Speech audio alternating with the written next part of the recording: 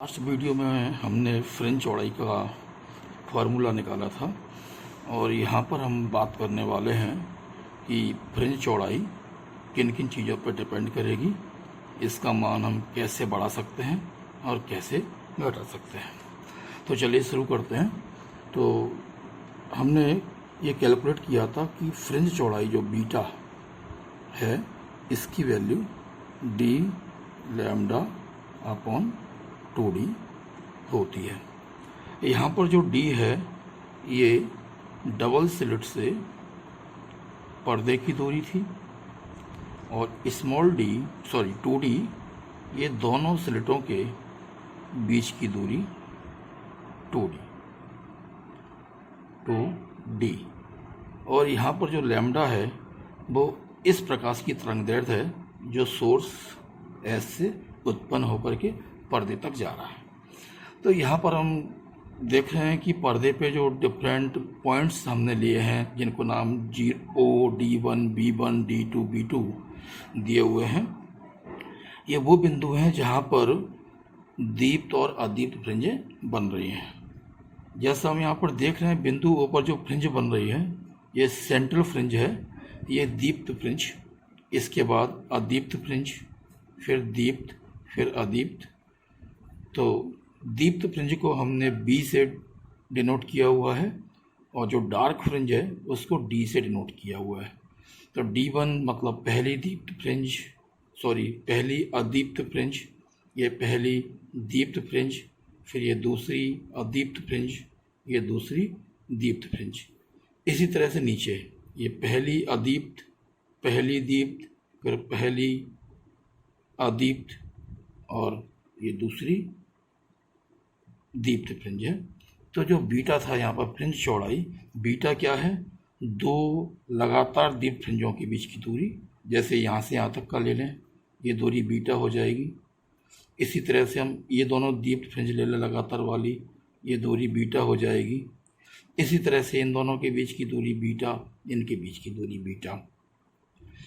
हम ये भी कर सकते हैं, दो डार्क फ्रिंज ले लें, ये वाली डार्क लगातार वाली, इनके बीच की दूरी भी बीटा है। तो इस तरह से एक डार्क और एक ब्राइट फ्रिंज की बीच की जो डिस्टेंस होगी वो बीटा बाई 2 होगी, ये बीटा बाई 2 होगी, ये बीटा बाई 2 होगी और यहाँ से यहाँ तक बीटा होगी। तो यहाँ से इस फार्मूले से हम देख रहे हैं कि फ्रिंज चौड़ाई तीन चीज़ों पर डिपेंड करेगी। पहली बात हम देख रहे हैं यहाँ पर जो बीटा है वो कैपिटल D के समानुपाती है। D क्या है? यहाँ पर डबल स्लिट से पर्दे की दूरी है, यानी पर्दे की दूरी पर ये निर्भर कर रही है। किस तरह से? समानुपाती है, यानी पर्दे की दूरी बढ़ाएंगे, पर्दा जितना ज़्यादा दूर रखेंगे ये फ्रिंज चौड़ाई उतनी ही ज़्यादा होगी। और फ्रिंज चौड़ाई ज़्यादा होने का मतलब है इनके बीच की दूरी बढ़ना।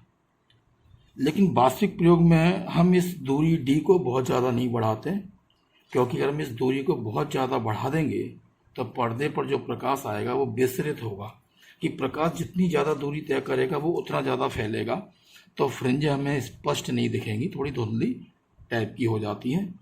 तो हम D को बढ़ा करके बीटा का मान बढ़ा सकते हैं, लेकिन वास्तविक प्रयोग में हम D को एक निश्चित वैल्यू तक ही बढ़ाते हैं, उतना कि जब तक कि हमें ये फ्रिंजें क्लियर दिखती रहे।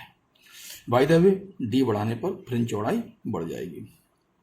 दूसरी बात हम यहाँ पर देख रहे हैं 2D, यानी दोनों सोर्सेस के बीच की दूरी पर। तो यहाँ पर हम देख रहे हैं इस बीटा है ये 2D के व्युत्क्रमानुपाती है। मतलब अगर 2D को हम कम करेंगे तो बीटा बढ़ जाएगा, यानी ये दोनों सोर्स जितने पास होंगे फ्रिंज चौड़ाई हमें उतनी ही ज़्यादा मिलेगी। तो वास्तविक प्रयोग में हम S1 S2 को बिल्कुल पास पास रखते हैं, बिल्कुल पास पास, जिससे हमें फ्रिंजें क्लियर दिखाई दें। यहाँ थोड़ा ध्यान रखना है, नंबर 1 में भी D बढ़ाने से बीटा बढ़ रहा था, यहाँ पर 2D कम करने से बीटा बढ़ रहा था। इन प्रयोग में हम 2D तो कम रखते हैं, क्योंकि ये पास पास होंगी, तो 2D कम रखने से फ्रिंज चौड़ाई बढ़ेगी, फ्रिंजें हमें क्लियर दिखाई देंगी। लेकिन पर्दे की दूरी को बढ़ा करके इस दूरी को हम बढ़ा करके फ्रिंज चौड़ाई नहीं बढ़ाएंगे, बहुत ज़्यादा नहीं बढ़ाएंगे, क्योंकि फिर वो धुंधली हो जाएगी, प्रकाश जो है डिफ्यूज हो जाएगा। तो इस दूरी को उतना ही रखेंगे जितना कि हमें कंट्रास्ट अच्छा दिख रहा है रियल एक्सपेरिमेंट में। और अगर हमें चौड़ाई बढ़ानी, इसको हम कम रखेंगे। और अगर हमने S1 S2 के बीच की दूरी 2D को बढ़ा दिया, ये 2D को बढ़ा दिया, तो बीटा कम हो जाएगा।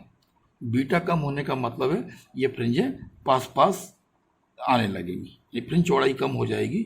और अगर हमने इसको बढ़ाते जाएंगे तो एक कंडीशन ऐसी भी आ सकती है कि ये फ्रिंज जो है लगभग ओवरलैप की स्थिति में होंगी, तो हम इसकी प्रयोग में इनकी स्थितियों को ठीक से पढ़ भी नहीं पाएंगे कि कहाँ पर अदीप्त फ्रिंज बन रही है और कहाँ पर दीप्त फ्रिंज बन रही है।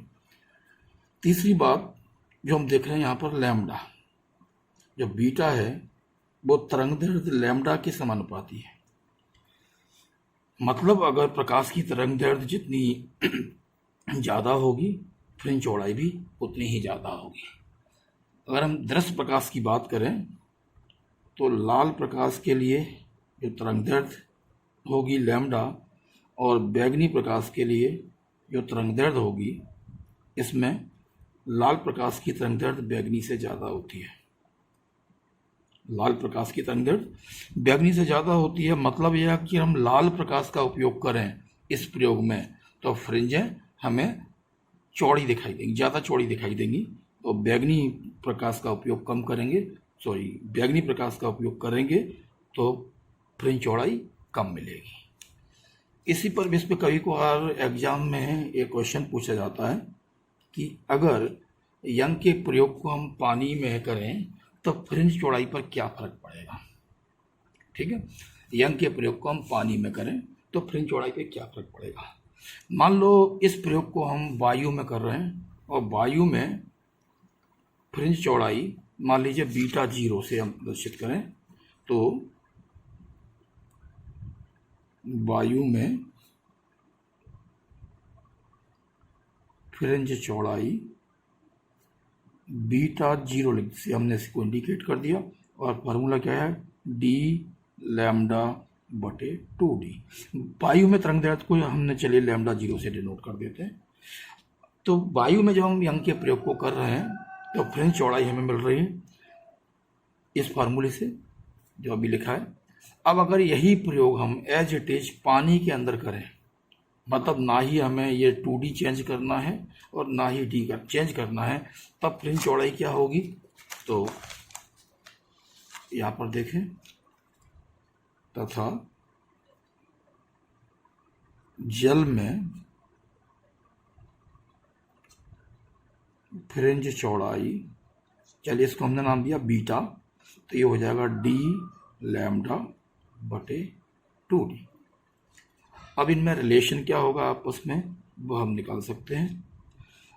अब हम पानी की बात करें तो पानी का अपवर्तनांक कितना होता है, क्योंकि जल का अपवर्तनांक रिफ्रैक्टिव इंडेक्स, तो हमने पढ़ा है कि जो अपवर्तनांक होता है उसका तरंगदैर्ध्य से संबंध होता है कि वायु में तरंगदैर्ध्य बटे माध्यम में तरंगदैर्ध्य। तो जल का अपवर्तनांक बराबर वायु में प्रकाश की तरंगदैर्ध्य डिवाइडेड बाई जल में प्रकाश की तरंगदैर्ध्य। उसी प्रकाश को, प्रकाश सोर्स भी नहीं बदला हुआ है हमने, तो यहाँ से हम लैम्डा 0 की वैल्यू या लैम्डा की वैल्यू निकाल सकते हैं। तो यहाँ से लैम्डा इक्वल टू, चलिए लैम्डा 0 निकाल लेते हैं। लैम्डा 0 इक्वल टू हो जाएगा म्यू लैम्डा। ये जो वैल्यू है इसको हम इस फॉर्मूले में रखें तो beta 0 equal to D mu lambda upon 2D। लेकिन यहाँ पर ये जो पार्ट है डी लैम्डा अपॉन 2D, ये तो वायु में जल में फ्रिंज की चौड़ाई है, तो इसकी पर हम लिख सकते हैं बीटा। तो ये हो जाएगा beta 0 equal to mu beta, यानी हम कहेंगे beta equal to beta 0 divided by mu. अब क्योंकि पानी के लिए म्यू का मान 1 से बड़ा होता है 4/3 होता है पानी के लिए, म्यू इक्वल टू होता है 4/3 ये। तो जाहिर है कि बीटा की वैल्यू कम हो जाएगी। यानी यंग के प्रयोग को हम पानी के अंदर करें, ये ध्यान रखते हुए ना तो ये दूरी चेंज हो, ना ये दूरी बदले और ना ही प्रकाश बदले। जिस प्रकाश का उपयोग हम कर रहे थे उसी प्रकाश का उपयोग करते हुए, उतने ही ये पैरामीटर को ना चेंज करते हुए अगर हम सेम एक्सपेरिमेंट को वाटर में परफॉर्म करेंगे तो फ्रिंज चौड़ाई कम हो जाएगी, यानी फ्रिंजें पास पास हो जाएंगी। इस प्रयोग का एक इम्पोर्टेंस ये भी है कि इस प्रयोग के द्वारा हम प्रकाश की तरंगदैर्घ्य निकाल सकते हैं। जैसे हमने यंग के प्रयोग को परफॉर्म किया, तो जब हमने प्रयोग किया है तो ये दूरी हम मेजर कर सकते हैं, माप सकते हैं कितनी है हमने रखी है। इस दूरी 2D को भी हम माप सकते हैं, और पर्दे पर जो फ्रिंजें प्राप्त होंगी तो उन फ्रिंजों की पोजीशन को नोट करके हम बीटा को भी नाप सकते हैं।